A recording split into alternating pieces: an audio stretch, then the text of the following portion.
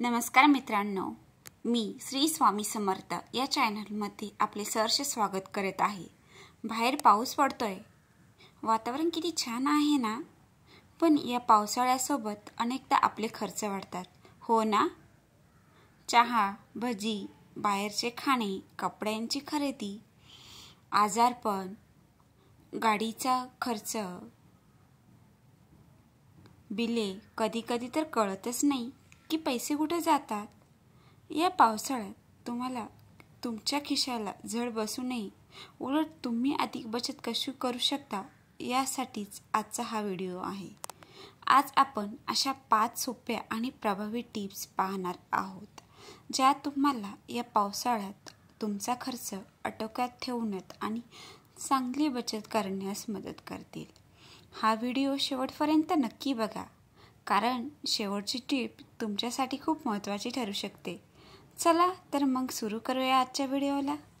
पावसाळ्यात वाढणारे खर्च मुख्यतः बाहेरचे खाणे, आजारपण, कपड्यांचे नुकसान, विजेचा अतिवापर, वाहतूक खर्च अशा समस्यांना सामोरे जावे लागते। खर्चाच्या या खर्चावर नियंत्रण कसे मिळवायचे आणि बचत कशी करायची हे शिकणे या व्हिडिओमध्ये अपेक्षित आहे। तुम्हाला मी 5 टिप्स सांगणार आहेत, यापुढे नक्की शेवटपर्यंत व्हिडिओ बघा। टिप क्रमांक 1, घरगुती खर्चाचे नियोजन आणि अनावश्यक खर्च टाळा। मुख्यतः पावसाळ्यात जास्तीत जास्त आपलं कोणत्या गोष्टी खर्च होऊ शकतो याची यादी करू। पहिलं तर म्हणजे बाहेरचे खाद्यपदार्थ, गरम पेय, कपडे, फुटवेअरची दुरुस्ती आणि औषधं। तर यावर आपल्याला उपाय म्हणून एक मुख्यतः मासिक बजेट तयार करायचे आहे। उदाहरणार्थ 50/30/20 नियम असा करायचा आहे, म्हणजे 50% गरजा, 30% इच्छा, 20% बचत। म्हणजे तुम्हाला हा फॉर्म्युला फॉलो करायचा आहे। 25% तुम्हाला तुमच्या महिन्याच्या बजेटमधले 50% रक्कम आपल्या महत्त्वाच्या गरजा पुरवण्यासाठी यूज करायची आहे। 30% आपल्या काय इच्छा, काय आपले ड्रीम्स असेल, तुम्हाला त्या महिन्यात ही वस्तू घ्यायची आहे ती घ्यायची आहे, आणि 20% त्यातली अमाऊंट तुम्ही स्पेसिफिक तुमची बचत करू शकता। SIP वगैरे काही म्युच्युअल फंड्स असतील किंवा तुमचं असेल सेविंग्स, त्या तिथे। अनावश्यक खर्च टाळायचे आहे तुम्हाला, म्हणजे आपण ऑनलाईन शॉपिंगमध्ये सेल म्हटलं की अनावश्यक जास्त प्रमाणात आपण शॉपिंग करतो, ती खरेदी टाळायची आहेत। आणि हे पावसाळ्यात आपली खरेदी होते बाहेर चहा पिणे, स्नॅक्स वगैरे। यावर उपाय म्हणून आपण घरीच चहा, कॉफी बनवणे, घरगुती स्नॅक्स तयार करणे, हे सर्व तर आपलं घरगुती आपण मॅनेज करू शकतो। पण आपलं बजेट ट्रॅक करण्यासाठी काही मोबाईल ॲप्स पण आहे। एक्सपेन्स मॅनेजर, वॉलेट नावाचे ॲप्स आहेत। ॲप्स आपल्याला स्वतःची बजेट्स तयार करण्यात खूप मदत करतात। यानंतर आपण ऊर्जा बचत आणि बिल कमी कसे करू शकतो, म्हणजे energy saving and reducing utility bills. पावसाळा म्हटला तर आपल्याला विजेचे बिल आणि पाण्याच्या बिलात बचत कशी करू ते बघूया। विजेच्या बिलात तर आपल्याला खूप विचार करावा लागणार आहे, कारण की पावसाळा म्हटला तर बाहेर ओले, आपण फॅनचा यूज जास्त करतो कपडे सुकवण्यासाठी, गीझरचा वापर जास्त। पावसाळ्यात आर्द्रता वाढल्याने पंखे, AC, गीझर, ड्रायर याचा वापर वाढतो, ज्यामुळे विजेचे बिल वाढते। तर यावर उपाय म्हणून आपण LED बल्ब लावावे। अनावश्यक कधी आपण रूमच्या बाहेर जाताना पंखे, लाईट बंद करावे। गीझरचा वापर, गरम पाण्याची गरज असेल तेव्हाच गीझर वापरणे, सौर ऊर्जा असल्यास तिचा वापर करणे। कपडे वाळवण्यासाठी ड्रायरऐवजी नैसर्गिकरित्या कपडे वाळवण्याचा प्रयत्न करणे। घरात तुम्ही एक दोरी बांधू शकता। पाण्याची बचत, पावसाचे पाणी साठवून त्याचा आपण वापर बागकामासाठी किंवा इतर कामासाठी करणे जितके शक्य असेल तितके. उपकरणाची देखभाल. जुन्या उपकरणामुळे जास्त वीज खर्च होते, त्यांची नेहमी देखभाल करणे. त्यानंतर नेक्स्ट ऑप्शन स्मार्ट होम उपकरणे. स्मार्ट प्लग्स किंवा टायमर वापरून ऊर्जा बचत करू शकता. Action item. घरातील प्रत्येक खोलीत अनावश्यक दिवे बंद करण्याची सोय लावा. टिप 3. आरोग्य आणि आजारपणातील खर्च टाळा. पावसाळ्यात आपल्या आरोग्याची काळजी घ्यावा, तरच आपला औषधाचा खर्च वाचेल.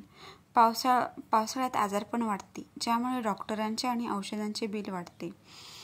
तर यापासून वाचण्यासाठी आपल्याला आरोग्याची काळजी घ्यायची आहे. वारंवार हात धुणे, परिसर स्वच्छ ठेवणे, म्हणजेच आपल्या घरात आजूबाजूला स्वच्छता ठेवणे, आपल्या शरीराची पण स्वच्छता ठेवणे. पौष्टिक आहार घेणे, प्रतिकारक्षमता वाढवणारे पदार्थ खाणे, उदाहरणार्थ हळद, आले, तुळस. आणि पाणी उकळून थंड केलेले पाणी पिणे. थंडीपासून बचाव, योग्य कपडे घालणे, गरम पाणी पिणे. पावसाळा म्हटला तर आजारपणाचे मेन कारण म्हणजे डासांची पैदास टाळणे, मच्छरदाणी वापरणे. लसीकरण. जर फ्लू किंवा इतर आवश्यक लसीकरण करून घ्यावे. त्यानंतर यावर खर्च अनावश्यक टाळण्यासाठी आपण मेडिक्लेम किंवा मेडिकल इन्शुरन्स, आरोग्य विम्याचे पण आपला करू शकता.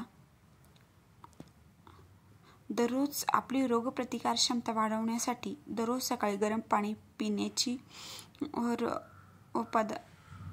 सवय लावा. टिप क्रमांक 4. वाहतूक खर्च आणि प्रवासाचे नियोजन.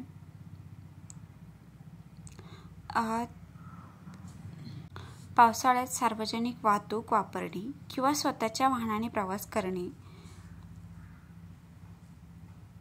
खर्चिक होऊ शकते. पेट्रोल दुरुस्ती, पार्किंग उपाय. तर आपण सार्वजनिक आपलं कसं स्वतःचं वाहन म्हटलं तर आपल्याला पावसाळ्यात हे इश्यू फेसच करायला लागणार आहे. पेट्रोल दुरुस्ती, पार्किंग. तर आपण शक्य असल्यास सार्वजनिक वाहनांचा वापर करा. बस, मेट्रो, ट्रेन. कारपुलिंग. ऑफिसला जाण्यासाठी किंवा इतर कामासाठी कारपुलिंगचा विचार करा. चालणे, सायकल. कमी अंतरासाठी चालणे किंवा सायकल वापरणे. वाहनांची देखभाल पावसाळ्यापूर्वीच करा. तपासून घ्या टायर, ब्रेक, वायर्स, ज्यामुळे अचानक येणारा दुरुस्तीचा खर्च टाळता येईल. आणि अनावश्यक ऑनलाईन फूड डिलिव्हरी टाळा. नेक्स्ट ऑप्शन आपण वर्क फ्रॉम होम पण निवडू शकतो, ज्यामुळे प्रवासाचा खर्च वाचेल. आठवड्यातून किमान एक दिवस सार्वजनिक वाहतूक वापरण्याचा किंवा कारपोलिंग करण्याचा प्रयत्न करा. टिप क्रमांक 5. अनावश्यक खरेदी टाळा. जुन्या वस्तूचा पुनर्वापर करा. पावसाळा म्हटला की नवीन कपडे, फुटवेअर, गॅजेट, घरगुती वस्तूंची खरेदी करण्याची प्रवृत्ती वाढते. तर यावर उपाय. गरज विरुद्ध इच्छा. म्हणजे खरेदी करण्यापूर्वी ती वस्तू खरोखरच आपल्या गरजेची आहे की फक्त इच्छा आहे हे ठरवा. विक्री किंवा डिस्काउंट. मोठ्या विक्रीच्या प्रतीक्षेत राहा आणि अनावश्यक खर्च टाळा. पुनर्वापर. जुने रेनकोट, छत्र्या, फुटवेअर दुरुस्त करून वापरण्याचा प्रयत्न करा. DIY. घरगुती सजावट किंवा लहानसहान दुरुस्तीसाठी स्वतः प्रयत्न करा. कधीकधी सेकंड हँड वस्तू. काही वस्तू सेकंड हँड खरेदी करण्याचा विचार करा. उदाहरणार्थ पुस्तके. मनोरंजनाचे स्वस्त पर्याय. बाहेर जाण्यापूर्वी घरी चित्रपट पाहणे, पुस्तके वाचणे, बोर्ड गेम्स खेळणे. तुमच्या कपाटातील जुन्या वस्तू तपासा आणि त्याचा पुनर्वापर करा. कसा करता येईल याचा विचार करा. या सर्व 5 टिप्स तुम्हाला फक्त पावसाळ्यात नाहीच तर वर्षभर बचत करण्यास मदत करतील. यापैकी कोणती टिप तुम्हाला सर्वात जास्त आवडली किंवा तुमच्याकडे बचत करण्याची कोणती खास टिप्स आहे का तर मला नक्कीच कमेंट सेक्शनमध्ये सांगा. आणि अजून काही नवीन काही टिप्स असतील, काही प्रॉब्लेम्स विचार असतील त्याबाबत मला शेअर करा. जर तुम्हाला हा व्हिडिओ आवडला असेल तर लाईक करा, तुमच्या मित्रमैत्रिणीसोबत, कुटुंबासोबत शेअर करा. आपल्या चॅनलला सबस्क्राईब करायला विसरू नका. पुढील व्हिडिओसाठी कोणत्या विषयावर व्हिडिओ बनवला पाहिजे ते कमेंट सेक्शनमध्ये सांगा. धन्यवाद. श्री स्वामी समर्थ.